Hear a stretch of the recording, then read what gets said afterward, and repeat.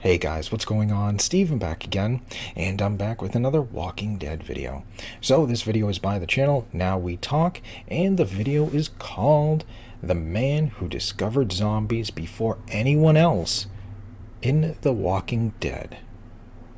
I wonder who it was, but whoever it was, I'm sure was very well prepared. So let's get on to the video and find out. Here we go.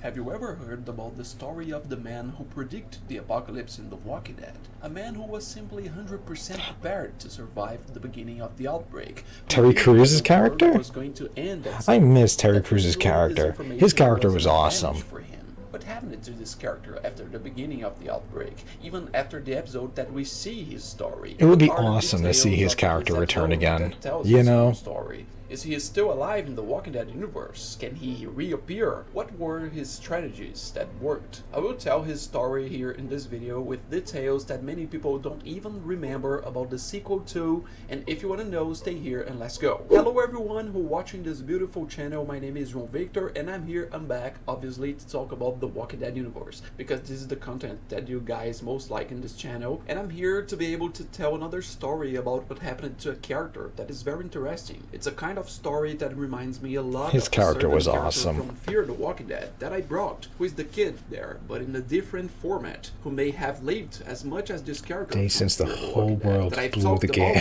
But of course, before telling everything, first don't forget to check the like button in this video. It helps me a lot with the promotion, and also don't forget to subscribe in this channel so don't miss any content about the Walking Dead universe and many other shows. Let's go. Today I have to tell an interesting story that few people remember or few people notice in depth. Some details of this story about Joe. Yeah, a character from the Walking Dead universe played by Terry Crews, the well-known actor there, famous from a lot of shows like Brooklyn 99. He's Julius from Everybody. His character was so He's good. In a lot of productions and I wonder if he was with Tyrese. One of the great hits, and who has, you know, because Tyrese said they were hiding with a person who was, you know, well stocked and well prepared. There, but the protagonist of this episode ends up being him. The main story of this episode is about him. In this case, episode 1 of Tales of the Walking Dead. Yep. Yeah, there we had a presentation of this character that has some similarities with the story of Tobias, a character from the first season of Fear the Walking Dead, which is the other spin-off that kid. I already made a video here talking about this guy. But the question about Joe is a little different and maybe a little more consistent in terms of surviving the apocalypse. Perhaps he even has more privileged information than Tobias himself. I wonder what Tobias' story was going to be, if they were going to continue that on. From this episode and interviews that the producers and showrunners gave at the time they released Tales of the Walking Dead in 2022. Yeah, in this case, the information we have from Dan about the beginning of the outbreak is that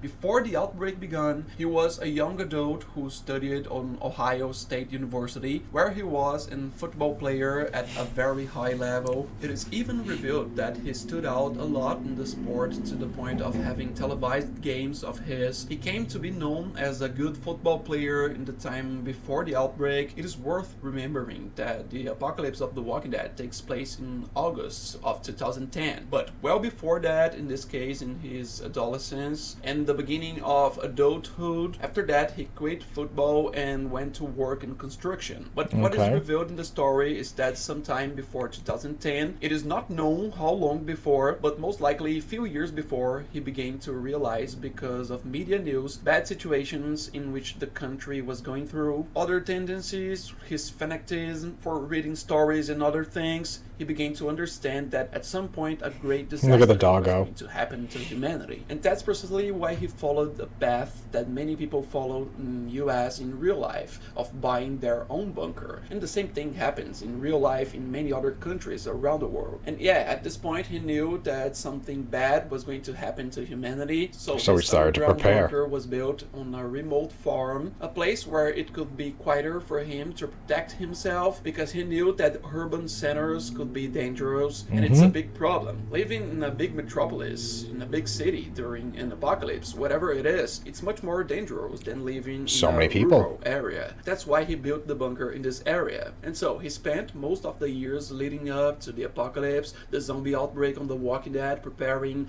testing his bunker, living there, putting food in that place, and spending most of his life alone. Yeah, it is revealed that even before the apocalypse, he spent most of his life alone. He was depressed about his sister. We don't have so many details about the family and contacts. I kind of want to watch Tales of the Walking Dead again. It's been so long. In communicating by Some of those fax with episodes a were a hit or a colleague, that miss, she was but also a prepper, also had a bunker, and believed that an apocalypse was going to happen, and that they exchanged messages. You can predict that there was a little love being built there, although they didn't know each other personally. But all this main part of conversation between them was even before the apocalypse started. Also, one of his companions before the outbreak was his Doberman, Gilly, a dog he had survived with him after the outbreak. We'll get to that point, but going back to the contact he had with this other prepper, the other survivor, named Sandra, it is revealed that they started this communication even before the outbreak, and we have the revelation that first of all, he also received an invitation from her, so that they could meet, but that never happened. This meeting had never happened. They also lost contact at a certain point, and it is then we arrived at the moment Makes when sense, the internet outbreak goes out began and of stuff. The Walking Dead. According to information we have, mainly from World Beyond there, the other spin-off, and other productions as well, the zombie outbreak of The Walking Dead happens in August of 2010, which is Okay. the moment when the zombie virus became global and all the people had to run. It Right. became the catastrophe. At Yep. that moment, Joe didn't have much difficulty because he already lived alone.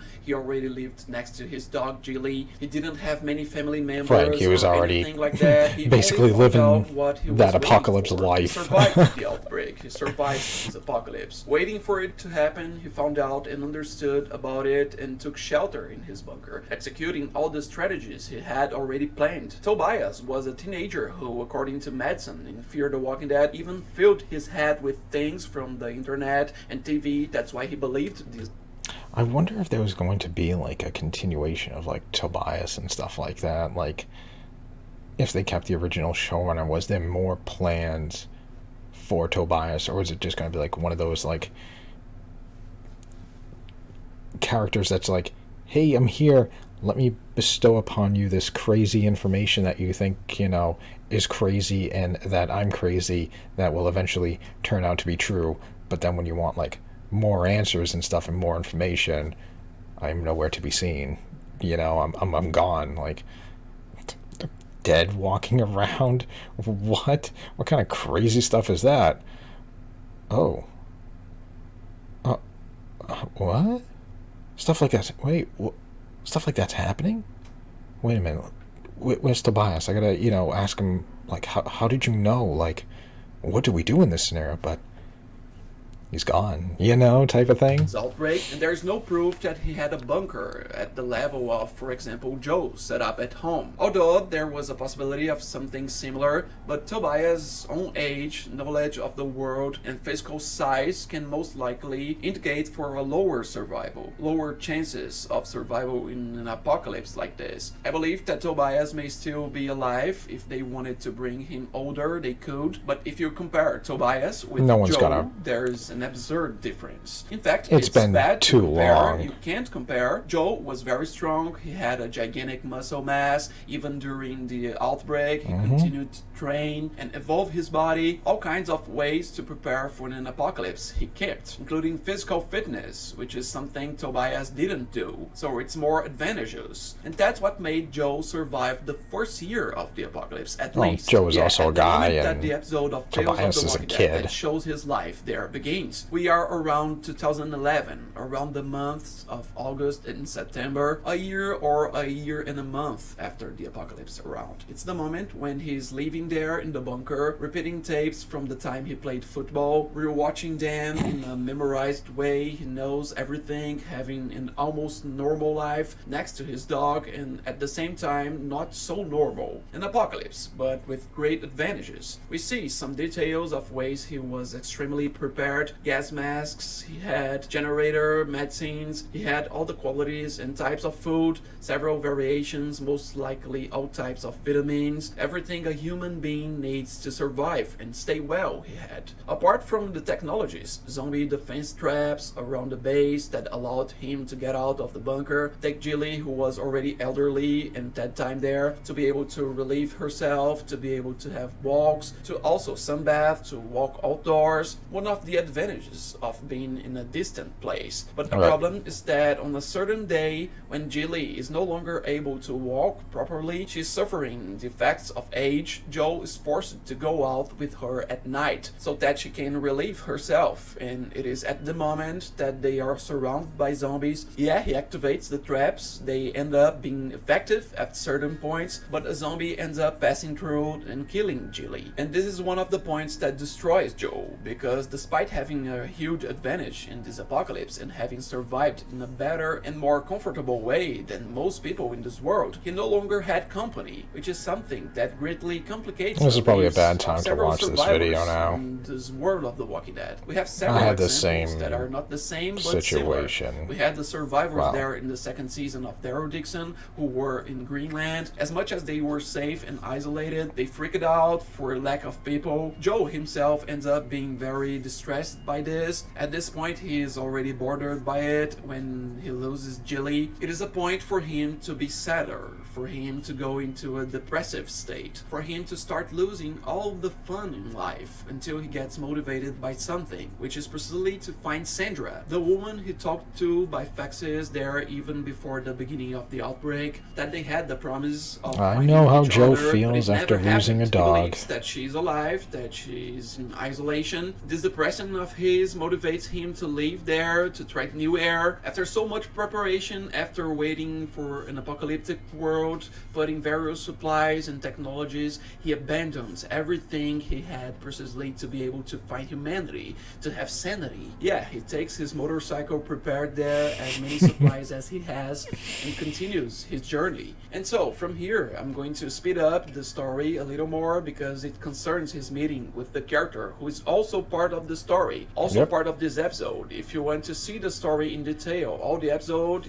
I recommend you to watch the entire episode. I want to speed up it was a great so episode. Reach the end. Yeah, during the night, while traveling, probably one of the best road, episodes of Tales of the Walking Dead. Joe's motorcycle are hit by some spikes, a trap, and while he wanders around there to try to find a solution, he ends up being surprised by a trap, a net, and gets stuck. The person who made this trap is a character named Evie, who doesn't trust Joe, protects him from a zombie, but traps him. There they talk when trying to gain the trust of others, especially Joe trying to get out of it. But in the end, the next day, Joe is forced to go on a trip with Evie. Even though she doesn't trust him, pointing a gun at him, she needs him to ride the motorcycle because she can't. And in this, they continue on their journey, passing through several states of United and they have States, a very awkward getting to know friendship. different regions, disputing trust with each other. At certain times, Joe tries to gain confidence, but Evie doesn't trust him. No one knows each other's real motivation, what each other's goal is, until at certain point during the trip, Evie takes Joe's diary and starts reading there, discovering about the message he talked to Sandra, discovering his motivation for finding this character, and she reveals that she's also interested in finding someone. But there they don't get along very well. Joe doesn't like her meddling in his life, and following that, halfway through in this trust game, they are surrounded by zombies. Evie trusts Joe, gives him a chance to and then help the trust is protect him there. formed. They kill the zombie herd. Evie demonstrates skills in killing zombies, including martial arts and strong fights. Joe, of course, has brute strength, which is also a big plus. But they look good. They continue their journey now with more confidence, going each other. From there, they it'd be cool to see build those more characters bonds. again. Evie tells about her ex-husband. Probably won't, she but hopes to find him. is what it Steven. is. This place, in fact, that that they take shelter in at one point of the story is the same filming set they used for Terminus in the season 5 of The Walking Dead, the main show, but in the story of Joe, it wouldn't be the same place. But so, as they build bonds there, Evie discovers the location of the Sandra that Joe is looking for. He's happy, but at certain point, they're in this scenario that is from Terminus.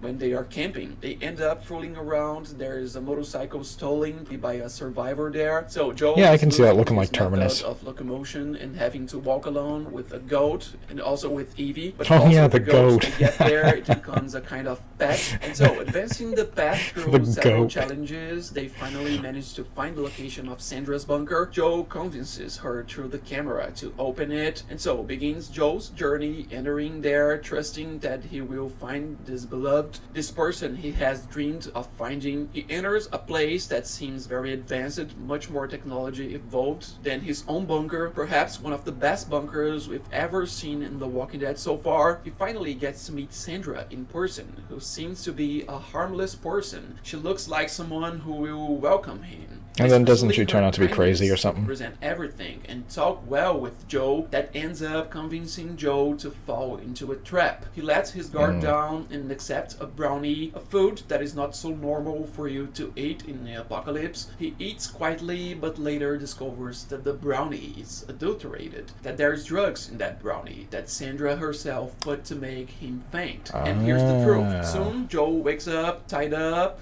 face to face with Sandra, who is now wearing a weird makeup like a clown, who cuts Joe's neck, almost lethal, and reveals that she doesn't believe him.